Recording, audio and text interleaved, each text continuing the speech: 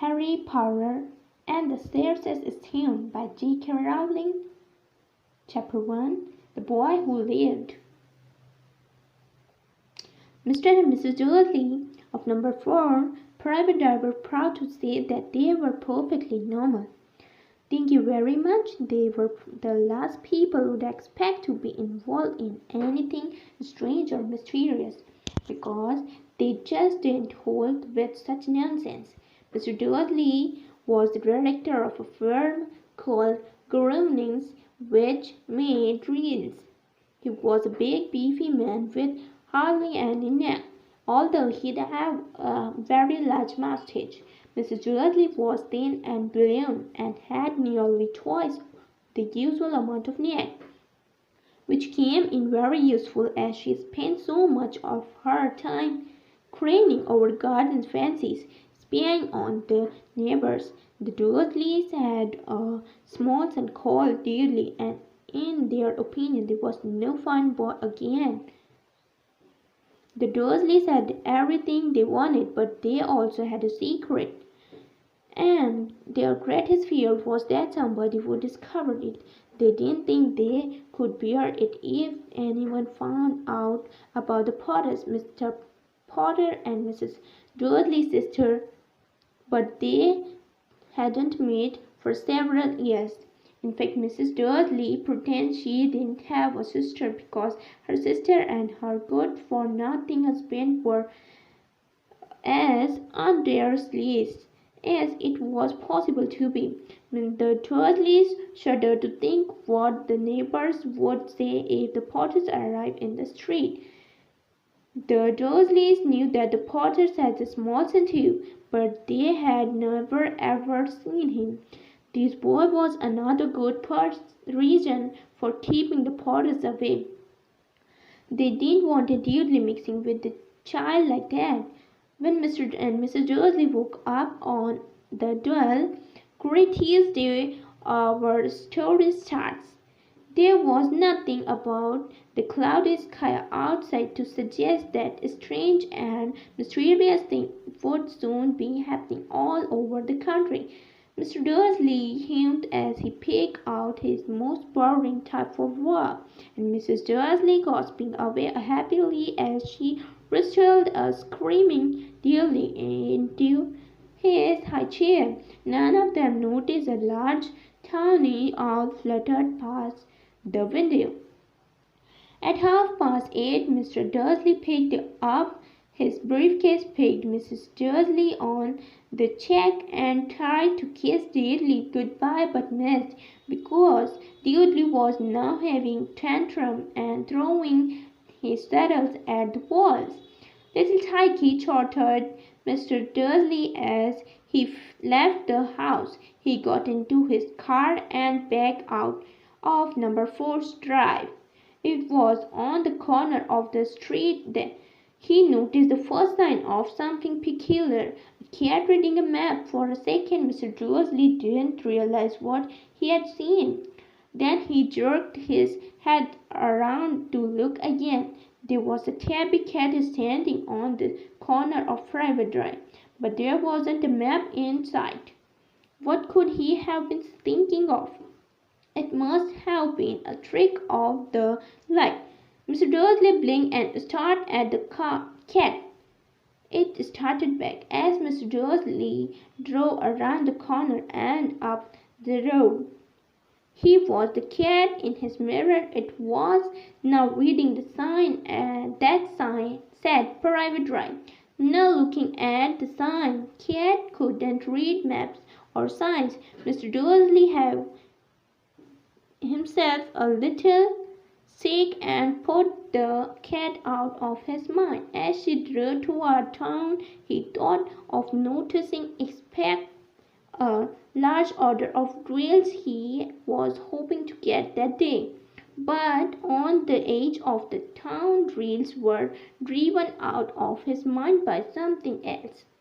As he sat in the usual morning traffic jam, he couldn't help noticing that there seems to be a lot of strangely dressed people about. People in clothes Mr. Dursley couldn't bear people who dressed in funny clothes. The get-ups you saw on young people, he supposed his was some stupid new fashion. He drummed his finger on the steering wheel and his eye fell on a huddle of these weirds standing quite close by. They were whispering exactly together. Mr. Dursley was angered to see that a couple of them weren't young at all. Why, that man had to be older than he was, and wearing an emerald green cloak. The nerve of him! But then it stuck.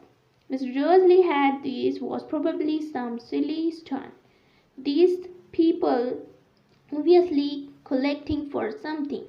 Yes, they would be it. The traffic moved on, and a few minutes later, Mr. Dursley arrived in the Grunnings parking lot, his mind blank on rails. Mr. Dursley always sat with his back to the window in his office on the ninth floor. If they hadn't, he might have found it harder to concentrate on drills that morning. He didn't see the owls swooping past in the broad daylight. The people round in the street did. They pointed and grazed open-mouthed as owl after owl sped overhead. Most of them had never seen an owl, even at night time.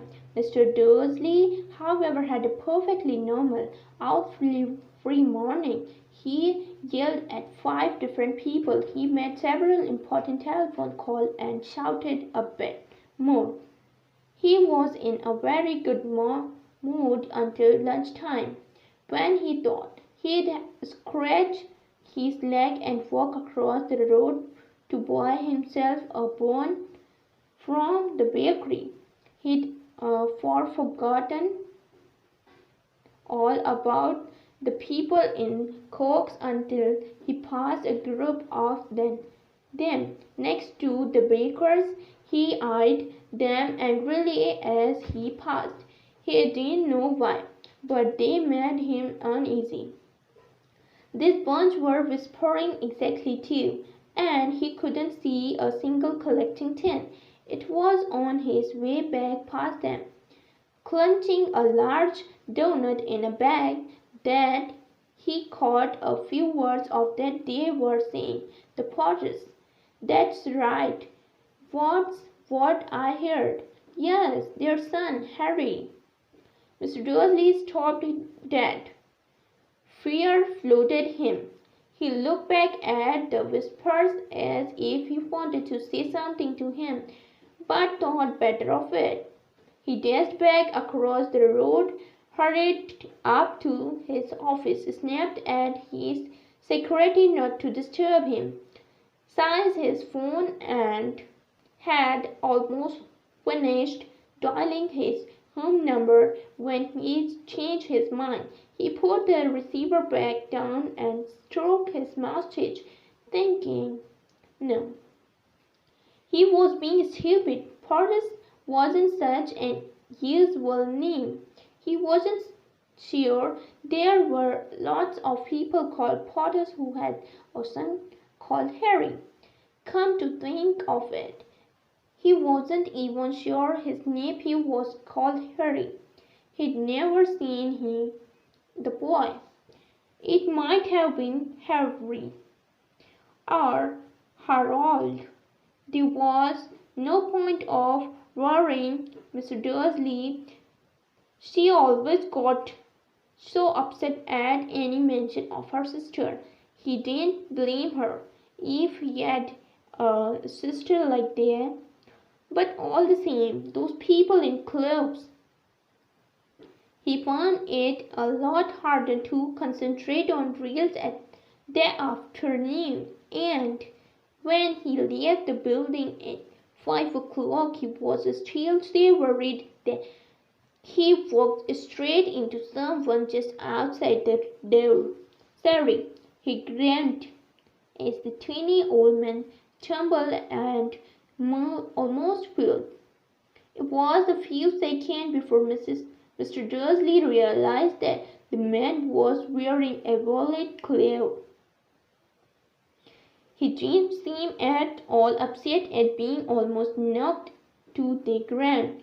On the contrary, his face split into a wide smile, and he said in a squeaky voice that made passersby stare, "Don't be sorry, my dear sir, for nothing could upset me today.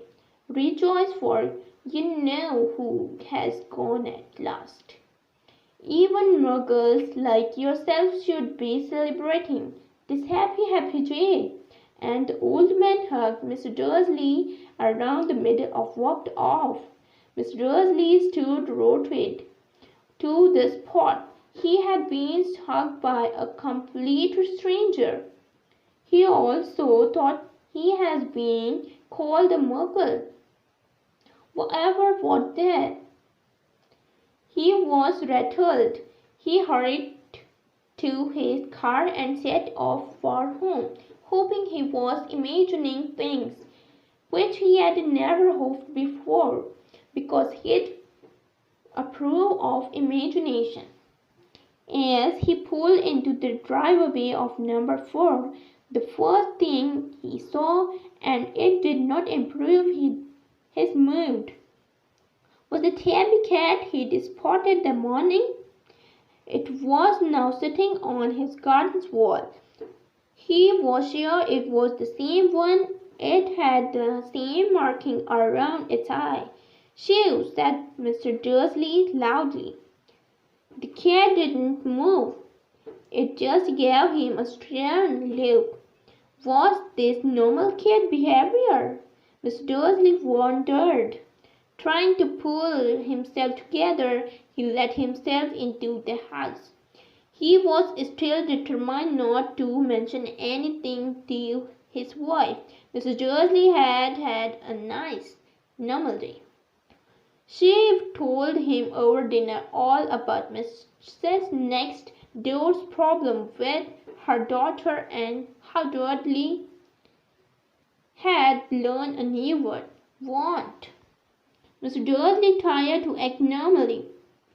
When Dudley had been put to bed, he went into the living room in time to catch the last report on the evening news. And finally birds watchers everywhere have reported that the nation's owls have been behaving very unusually today. Although owls normally hunt at night and are hardly even seen in daylight, there have been hundreds of sightings of these birds flying in every direction since sunrise. Experts are unable to explain why the owls have suddenly changed their sleeping pattern. The newscaster allowed himself a grin, most mysterious. "And now over to Jim McGuffin with the weather. Going to be any more shows of owls tonight, Jim?" "Well, Ted," said the weatherman, "I don't know what about that, but it's not only the owls that have been acting oddly today. We was as far apart as Nat. Yorkshire and Dundee have been phoning in to tell me that instead of the rain I promised yesterday, they have had downpour of shooting stars. Perhaps people have been celebrating bonfire night early. It's not until next week, folks, but I can promise a wet night tonight." Mr. Dursley, as frozen in his armchair, shooting all stars over Britain, owls flying by daylight, mysterious people in cloaks all over the palace, and a whisper about the Potters. Mrs. Dursley came into the living room carrying 2 cups of tea. It was no good. He'd have to say something to her. He cleared his throat nervously. Pentua, dear, you haven't heard from your sister lately, have you? As he had expected, Mr. Dursley looked shocked and angry. After all, they normally pretended she didn't have a sister. No, she said sharply. Why? Funny stuff on the news, Mr. Dursley mumbled. All shooting stars. And there were a lot of funny-looking people in town today. So, snapped Mr. Dursley. Well, I just thought maybe it was something to do with, her crowd. Mrs. Dursley sipped her tea through purposed lips. Mr. Dursley wondered whether he dared tell her they'd heard the same name, Potter. He decided he didn't dare. Instead, he said as casually as he could, "Dear son, he'd be about Dudley's age now, wouldn't he?" "I supposed so," said Mrs. Dursley stiffly. "What's his name again? Howard, isn't it?" "Harry. Nasty common name, if you ask me." "Oh, yes," said Mr. Dursley, his heart sinking horrible. "Yes, I quite agree." He didn't say another word on the subject as they went upstairs to bed. While Mrs. Dursley was in the bathroom, Mr. Dursley crept to the bedroom window and peered down into the front garden. The cat was still there. It was starting down Private Drive as though it was waiting for something. Was he imagining things? Could all this have anything to do with the Potters? If it got out that they were related to a pair of, well, he'd think he would be it. The Dursleys got into bed. Mrs. Dursley fell asleep quickly, but Mr. Dursley lay awake, turning it all over in his mind.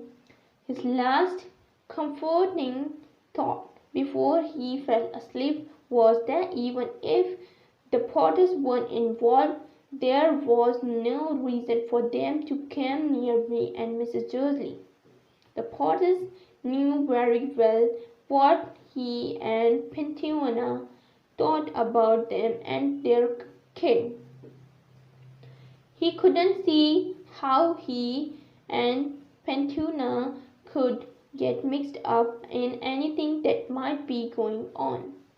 He yawned and turned over. It couldn't affect them. However very wrong he was. Mr. Dursley might have been drifting into uneasy sleep, but the cat on the wall outside was showing no sign of sleepiness. It was sitting as still as a statue, its eyes fixed unblinkingly on the far corner of Private Drive. It didn't say much as quiver when a car door slammed on the next street, nor when 2 owls swooped overhead. In fact, it was nearly midnight before the cat moved at all. A man appeared on the corner and the cat had been watching. Appeared so suddenly and silently you'd have thought he'd just popped out of the ground. The cat's tail twitched and its eye narrowed. Nothing like this man had ever been seen on Private Drive. He was tall, thin, and very old, judging by the silver of his hair and braids, which were both long enough to tuck into his belt. It was wearing long robes, a purple cloaks that swept the ground, and high-heeled, buckled boots. His blue eyes were light, bright, and sparkling behind half-moon spectacles, and his nose was very long and curved, as though it had been broken at least twice. This man's name was Albus Dumbledore. Albus Dumbledore didn't seem to realize that he'd just arrived in street where everything from his name to his boots and unwelcome. He was busy room-making in his cloak, looking for something, but he did seem to realize he was being watched, because he looked up suddenly at the cat, which was still staring at him from the other end of the street. For some one reason, the sight of the cat seemed to amuse him. He chuckled and muttered, "I should have known." He found what he was looking for in his inside pocket. It seems to be silver cigarette lighter. He flicked it open, held it up in the air, and clicked it. The nearest street lamp went out with a little pop. He clicked it again. The next lamp flicked into darkness. 12 times he clicked the pot outer, until the only lights left on the whole street were two tiny pink pricks in the distance, which were the eyes of the cat watching him. If anyone looked out of their window now, even greedy eyes, Mrs. Dursley, they would be able to see anything that was happening down on the pavement. Dumbledore slipped the pot outer bag inside his cloak and set off down the street toward number 4, where he sat down on the wall next to the cat. He did not look at it, but after a moment he spoke to it. "Fancy seeing you here, Professor McGonagall." He turned to smile at the tabby, but it had gone. Instead, he was smiling at the rather serve-looking woman who was wearing square glasses, exactly the shape of the markings the cat had around its eye. She, too, was wearing a cloak, an emerald one. Her big black hair was drawn into a light bun. She looked distinctly ruffled. "How did you know it was me?" she asked. "My dear Professor, I've never seen a cat sit so stiffy. You'd be stiff if you'd been sitting on the brick wall all day," said Professor McGonagall. "All day, when you could have been celebrating. I must have passed a dozen feasts and parties on my way here." Professor McGonagall sniffed angrily. "Oh yes, I'm celebrating, all right," she said impatiently. "You'd think they'd be a bit more careful, but no, even the Muggles have noticed something going on. It was on the news." She jerked her head back at the Dursleys' dark living room window. I heard it. Flocks of owls, shooting stars. Well, they were not completely stupid. They were bound to notice something. Shooting star drowned in net. I'll bet there was Dulce Diggle. He never had much sense. You can't blame them, said Dumbledore gently. We've had precious little to celebrate for 11 years. I knew that, said Professor McGonagall irritably. But that's no reason to lose our heads. People are being downright careless out on the streets in broad daylight, not even dressed in Muggles' clothes, swapping rumours. She threw a sharp sideway glance at Dumbledore's hair at through, hoping he was going to tell her something, but he didn't, so she went on. A fine thing it would be if one the very day you know who seems to have disappeared at last, the Muggles, found out about us all. I suppose he really has gone, Dumbledore. It certainly seems so, said Dumbledore. We have much to be thankful for. Would you care for a lemon drop? A what? A lemon drop. They are kind of muggle sweet I'm rather fond of. No, thank you, said Professor McGonagall coldly.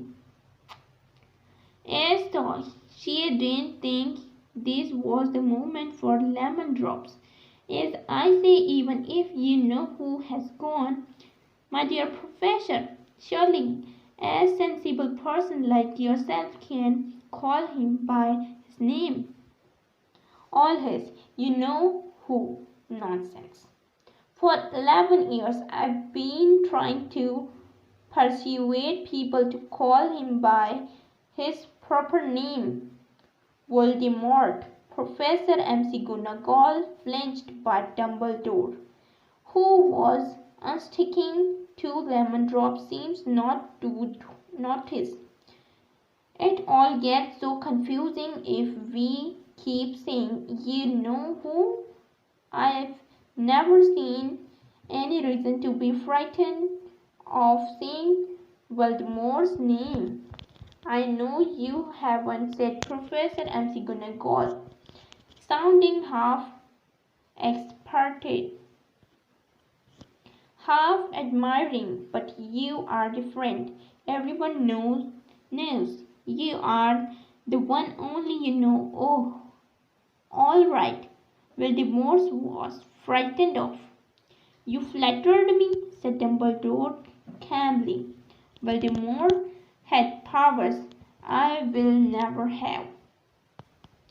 Only because you are too well noble to use them.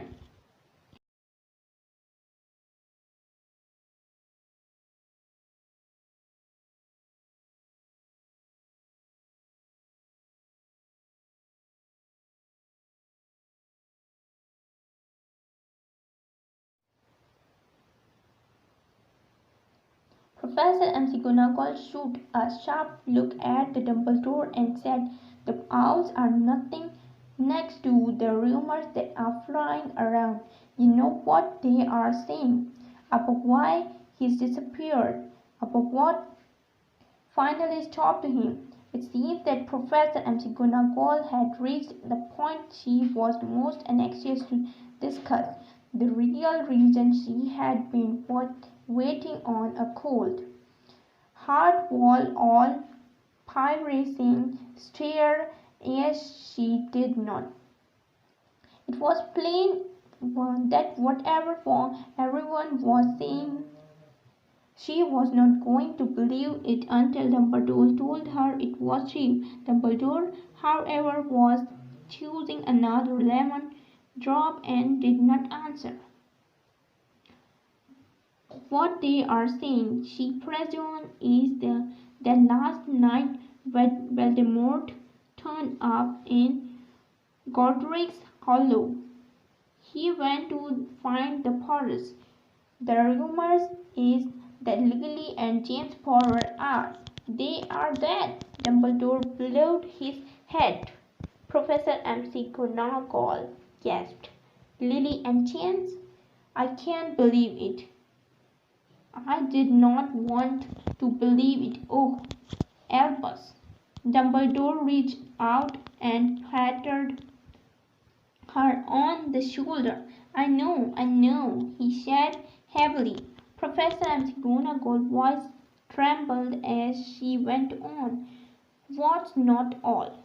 They were saying he tried to kill the Protestant Harry, but he couldn't. He couldn't kill that little boy. No one knows why or how, but they are saying that when he couldn't kill Harry Potter, Voldemort's power somehow broke and that's why he's gone. Dumbledore nodded gloomily. It's true, flattered Professor McGonagall. After all he's done, all the people he's killed, he couldn't kill a little boy? It's just astounding. Of all the things to stop him. But how in the name of heaven did Harry survive? We can only guess, said Dumbledore. We may never know. Professor McGonagall pulled out a lace handkerchief and dabbed at her eyes beneath her spectacles. Dumbledore gave a great sniff as he took a garden watch from his pocket and examined it. It was a very old watch. It was 12 hands but no numbers. Instead, little planets were moving around the edge. It must have made sense to Dumbledore, thought, because he put it back in his pocket and said, Hagrid's late. I suppose it was he who told you I'd be here, by the way. Yes, said Professor McGonagall, and I don't suppose you are going to tell me why you are here, of all places. I've come to bring Harry to his aunt and uncle. They are the only family he has left now. You can't mean the people who live here, carried Professor McGonagall, jumping to her feet and pointing at number 4. Dumbledore, you can't. I've been watching them all day. You couldn't find two people who are less like us. And they've got his son. I saw him kicking his mother all the way up the street, screaming for sweet Harry Potter to come and live here. It's the best place for him, said Dumbledore firmly. His aunt and uncle will be able to explain everything to him when he's older. I've written a letter. A letter? Repeated Professor McGonagall faintly, sitting back down on the wall. Really, Dumbledore? You think you can explain all this in a letter? These people will never understand him. He'll be famous, a legend. I wouldn't be surprised if today was known as Harry Potter's Day in the future. There will be books written about Harry. Every child in our world will know his name. Exactly, said Dumbledore, looking very seriously over the top of his half-moon glasses. It would be enough to turn any boy's head. Famous before you can walk and talk. Famous for something he won't even remember. Can you see how much better off he'll be growing up away from all the until he's ready to take it? Professor McGonagall opened her mouth. changed her mind, swallowed, and then said, Yes, you're right, of course. But how is the boy getting here, Dumbledore? She eyed his cloak suddenly as though she thought he might be hiding Harry underneath it. Hagrid's bring him.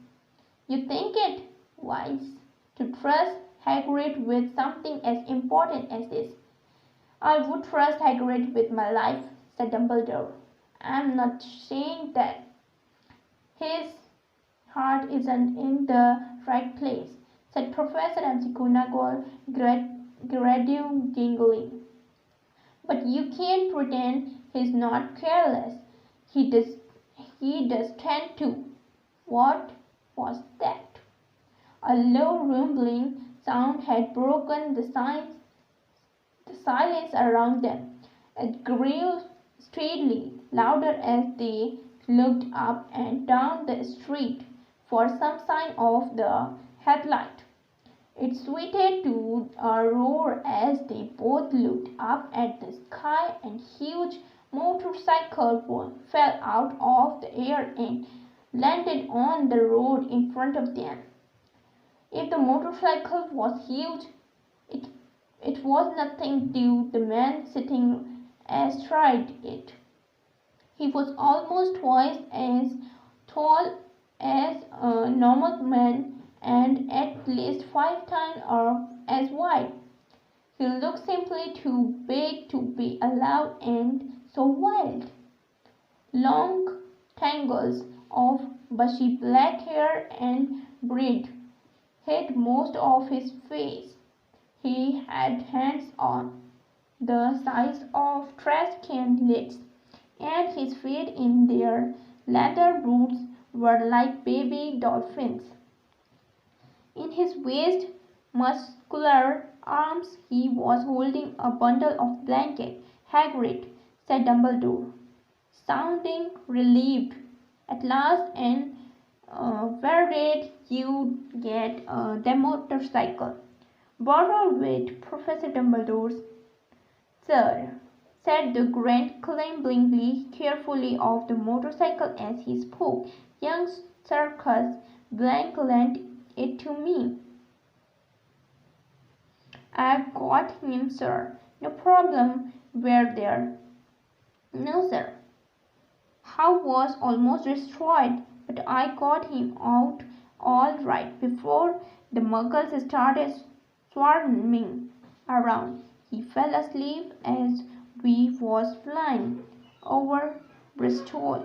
Dumbledore and Professor McGonagall bent forward over the bundle of blanket. Instead, just visible was the baby boy fast asleep. Under the tuft of jet black hair over his forehead, they would see a seriously sharp cut, like a bolt of lightning. It was where, whispering Professor McGonagall. Yes, said Dumbledore. He will have that scare forever, couldn't it? You do something about it, Dumbledore. Even if I could, I wouldn't. Scare can come in handy.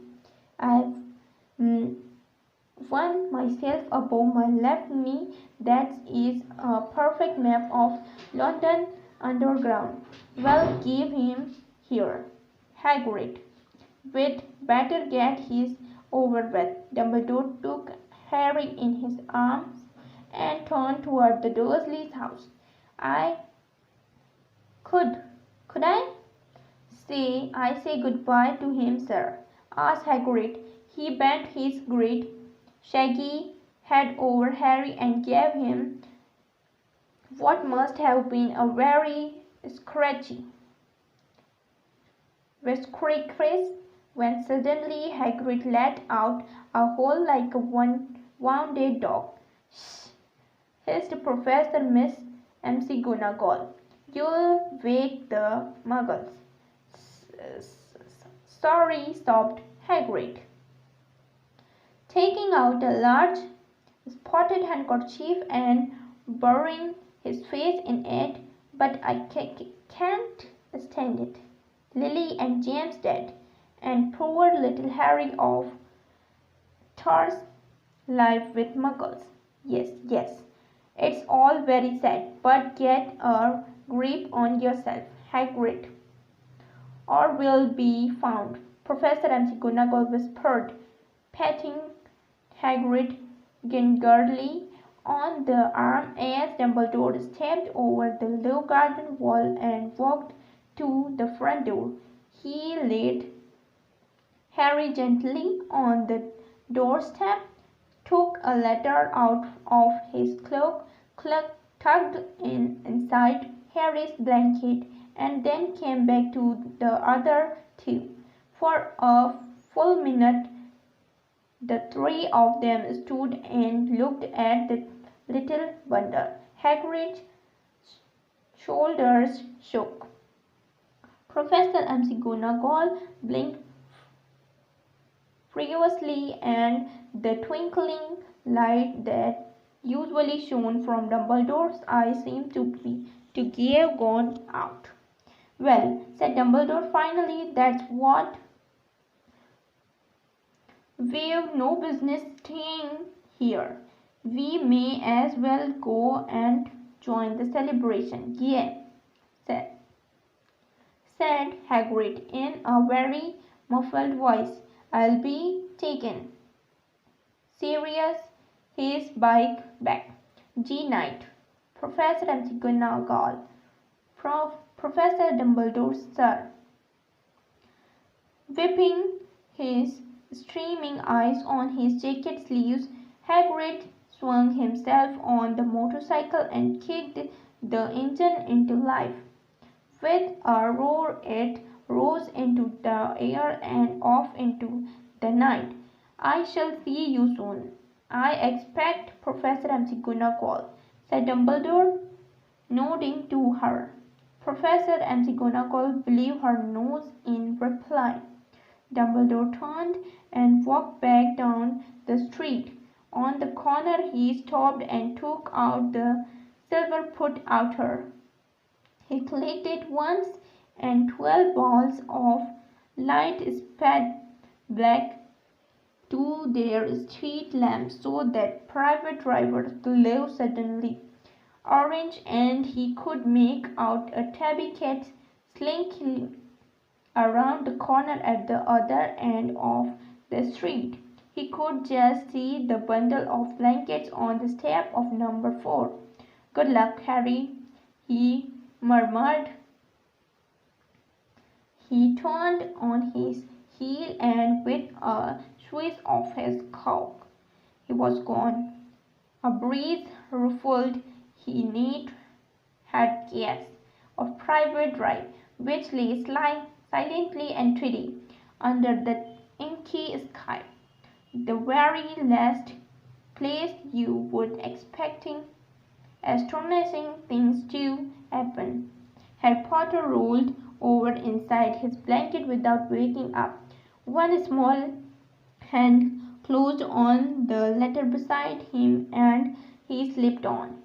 Not knowing he was special, not knowing he was famous, not knowing he would be woken in a few hours' time by Mr. Dursley's scream as she opened the front door to put out the milk bottle. Not that he would spend the next few weeks being prodded and pinched by his cousin Dudley. He couldn't know that at his very moment.